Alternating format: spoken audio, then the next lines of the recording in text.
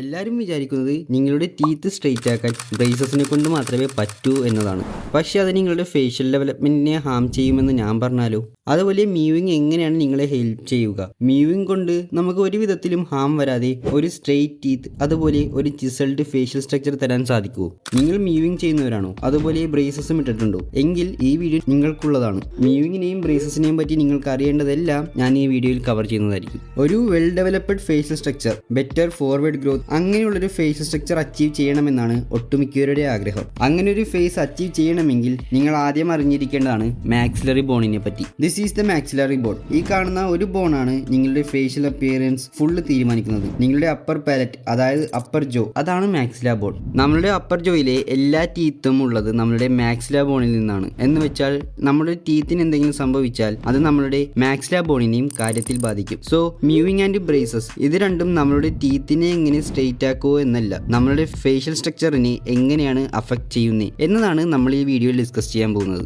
എന്താണ് ബ്രേസസ്? എങ്ങനെയാണ് അത് വർക്ക് ആവുന്നത്? ബ്രേസസ് എന്ന് പറയുമ്പോൾ ഒരു വയർ യൂസ് ചെയ്ത് ഒരു കൺട്രോൾഡ് ഫോഴ്സ് അപ്ലൈ ചെയ്തുകൊണ്ട് ക്രൂക്കഡ് ടീത്തൊക്കെ ഫിക്സ് ചെയ്യുന്നു. പക്ഷേ ബ്രേസസിനെ പറ്റി ഡീപ്പായിട്ട് പറയുവാണെങ്കിൽ there are some hidden impacts of braces that you don't know about. ഇപ്പോൾ പറയുവാണെങ്കിൽ ഒട്ടുമിക്കവരും ബ്രേസസ് ഇടുന്നുണ്ട്. അതുപോലെ അവർ ബ്രേസസ് ഇടാനുള്ള മെയിൻ റീസൺ നോക്കുവാണെങ്കിൽ ക്രൂക്കഡ് ടീത്ത് ആണ് കാരണം. ക്രൂക്കഡ് ടീത്ത് വരാനുള്ള കാരണം നിങ്ങൾ ഗൂഗിൾ ചെയ്താൽ കാണാം ജെനറ്റിക്സ് കൊണ്ടാണെന്ന്. But I would say it completely wrong. നിങ്ങൾക്ക് ക്രൂക്കഡ് ടീത്ത് ഉണ്ടാവാനുള്ള കാരണം നിങ്ങളുടെ അപ്പർ പാലറ്റ് നാരോ ആയതുകൊണ്ടാണ്. അങ്ങനെയുള്ളപ്പോൾ നിങ്ങളുടെ മൗത്തിലെ എല്ലാ പല്ലിനും പ്രോപ്പറായിട്ട് അലൈൻഡായി നിൽക്കാൻ മാത്രം സ്പേസ് അവിടെ ഇല്ല. അങ്ങനെ ടൂത്ത് ക്രൗഡ് ചെയ്യുന്നു. നമ്മളാരും ജനിക്കുന്നതും ക്രൂക്കഡ് ടീത്തും നാരോ പാലറ്റും കൊണ്ടല്ല. നമ്മളുടെ കുഞ്ഞിലെ തൊട്ടുള്ള ശീലങ്ങൾ, ഹാബിറ്റ്സ് ലൈക്ക് തം സക്കിംഗ്, മൗത്ത് ബ്രീത്തിങ് എക്സെട്ര, ഇതൊക്കെ ഓവർ ദ ടൈം നമ്മളുടെ അപ്പർ പാലറ്റിനെ നാരോ ആക്കുന്നു. നാരോ പാലറ്റ് എന്ന് പറയുമ്പോൾ പല്ലുകൾക്ക് നിൽക്കാൻ ആവശ്യമായ സ്പേസ് ഇല്ല. അങ്ങനെ ക്രൂക്കഡ് ടീത്ത് ഉണ്ടാവുന്നു. എന്നിട്ട് നമ്മൾ ഡെന്റിസ്റ്റിന്റെ അടുത്ത് പോകുമ്പോൾ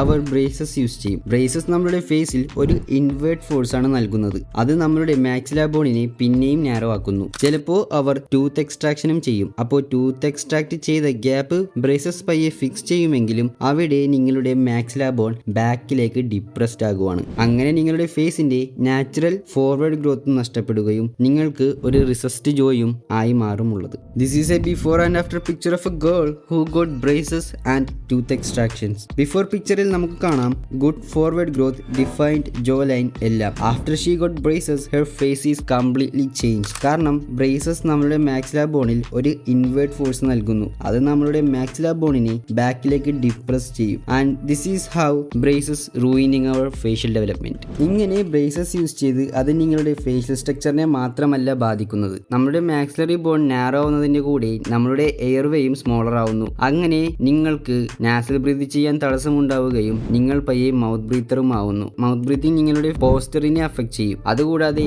നിങ്ങളെ സ്ലീപ്പ് ആപ്നിയ എന്ന പോലുള്ള മെഡിക്കൽ കണ്ടീഷനിലേക്കും എത്തിച്ചേക്കാം. What mewing does differently and how it's works. John Mew, അദ്ദേഹം ഒരു ബ്രിട്ടീഷ് ഓർത്തഡോണ്ടിസ്റ്റ് ആണ്. ആൻഡ് ബ്രേസസ് നമുക്ക് സ്ട്രെയിറ്റ് ചെയ്ത് തരുന്നതിനപ്പുറം നമ്മളുടെ ഫേഷ്യൽ സ്ട്രക്ചറിനെ നശിപ്പിക്കുകയാണ് എന്ന് തിരിച്ചറിഞ്ഞ അദ്ദേഹം ബയോബ്ലോക്ക് എന്നുള്ളൊരു ഓറൽ ഡിവൈസ് വെച്ച് അപ്പർ പാലറ്റ് എക്സ്പാൻഡ് ചെയ്തു. ആ എക്സ്പാൻഷനിലൂടെ അപ്പർ പാലറ്റ് വൈഡായി, ക്രൂക്കഡ് ടീത്തും നാച്ചുറലായിട്ട് ഫിക്സ് ആയി. കാരണം പാലറ്റ് വൈഡായപ്പോൾ എല്ലാ പല്ലുകൾക്കും പ്രോപ്പറായി അലൈൻഡായി നിൽക്കാൻ മാത്രം സ്പേസ് അവിടെ കിട്ടി. അങ്ങനെ അദ്ദേഹം കണ്ടെത്തി നമുക്ക് നാച്ചുറലായി ടങ്ക് അപ്പർ പാലറ്റിൽ നിർത്തിക്കൊണ്ട് പാലറ്റ് എക്സ്പാൻഷൻ നടത്താം എന്ന്. അങ്ങനെയാണ് മീവിങ്ങിന്റെ തുടക്കം. നമ്മൾ നമ്മുടെ ടങ്ക് അപ്പർ പാലറ്റിൽ സ്റ്റിക്ക് ചെയ്ത് വെക്കുമ്പോൾ അവിടെ നമ്മുടെ ടങ്ക് ഒരു 3 ഡയമെൻഷനിലേക്ക് ഫോഴ്സ് കൊടുക്കും. അതുമൂലം പാലറ്റ് എക്സ്പാൻഷൻ സംഭവിക്കും. അങ്ങനെ ക്രൂക്കഡ് ടീത്തിനൊരു നാച്ചുറൽ ഫിക്സ് ആയി മീവിങ്. അതുകൂടാതെ ടങ്ക് കൊടുക്കുന്ന ഫോഴ്സ് നിങ്ങളുടെ മിഡ് ഫേസിനെ ലിഫ്റ്റ് ചെയ്യുകയും പാലറ്റ് എക്സ്പാൻഷൻ നിങ്ങൾക്ക് ഒരു പ്രോമിനന്റ് ചീക്ക് ബോൺ പ്രൊജക്ഷനും തരുന്നു.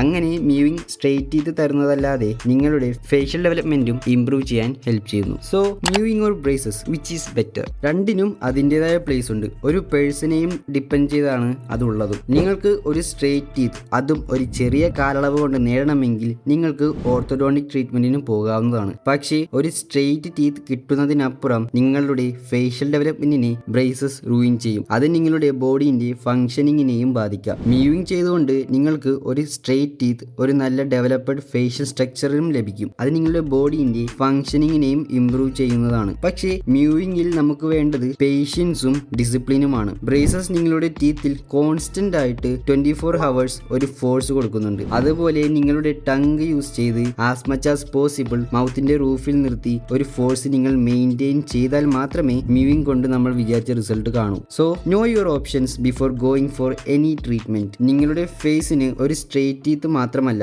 അതിനപ്പുറം ഒരു നല്ല ഫേഷ്യൽ സ്ട്രക്ചർ ഡെവലപ്മെന്റും ഫംഗ്ഷനിങ്ങും ആവശ്യമാണ്. ബ്രേസസിനെയും മ്യൂവിങ്ങിനെയും പറ്റിയുള്ള നിങ്ങളുടെ തോട്ട്സും എക്സ്പീരിയൻസും താഴെ കമന്റ് ചെയ്യുക.